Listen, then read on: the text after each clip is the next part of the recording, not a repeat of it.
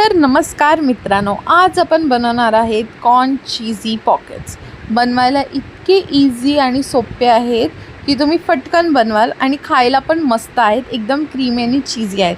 त्यासाठी आपल्याला इकडे घ्यायचं आहे गव्हाचं पीठ। तुम्हाला जेवढं क्वांटिटीमध्ये हवं तुम्ही घेऊ शकता। त्यात आपल्याला मीठ टाकायचं आहे चवीनुसार आणि पाणी टाकून ह्याला मिक्स करून घ्यायचं आणि त्यातनंतर मिक्स झाल्यानंतर तेल टाकायचं आहे आणि व्यवस्थित पीठ मळायचं आहे जोपर्यंत एकदम असं फ्लफी आणि सॉफ्ट होत नाही।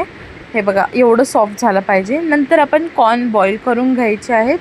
कॉर्न बॉईल झाल्यानंतर आपण एक पॅन घ्यायचा, पॅनमध्ये त्यात थोडंसं ऑइल टाकायचं आहे, नंतर बटर टाकायचं आहे, त्यानंतर कॅरेट्स आणि टोमॅटोज आणि तुम्हाला जे आवडीचे व्हेजीज असतील तुम्ही ते टाकू शकता।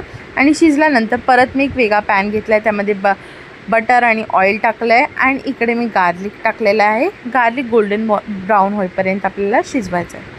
त्यानंतर इकडे मी टाकलेलं आहे मैदा, 1 चम्मच टाकू शकतात आणि त्यानंतर मिल्क जरासं टाकायचं आहे, मिक्स करायचं आहे। परत वरतून अजून मिल्क टाकायचं जेव्हा ते थिक होणार त्या आणि मिक्स करायचं आहे। आणि बेसिकली तुम्ही बोलू शकतात की हा व्हाईट सॉस आहे, आपण व्हाईट सॉसच बनवतो आहे। त्यानंतर ह्याच्यात मी टाकलेलं आहे black pepper powder, chilli flakes, oregano आणि ह्याला मिक्स करायचं आहे आणि नंतर ह्याच्यावर चीज टाकायचं आहे। जास्त टाकू नका, जरासं टाकलं तरी चालेल।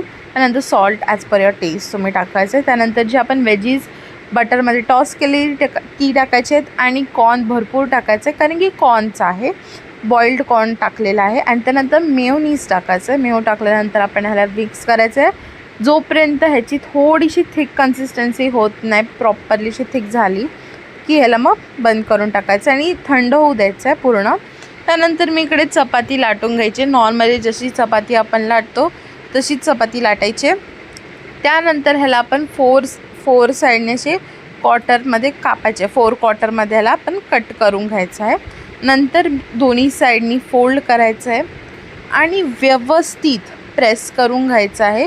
ओपन राहिलं तर ते तेलात जेव्हा तुम्ही फ्राय कराल किंवा एअर फ्राय कराल, बेक कराल, तेव्हा ते बाहेर येणार पूर्ण। सो व्यवस्थित त्याला प्रेस करा आणि त्यानंतर तुम्ही एअर फ्राय करा आणि बेक करा। आणि तुम्हाला जर ही रेसिपी आवडली असेल तर तुम्ही प्लीज मला कॉमेंट्समध्ये सांगा तुम्हाला ही रेसिपी कशी वाटली।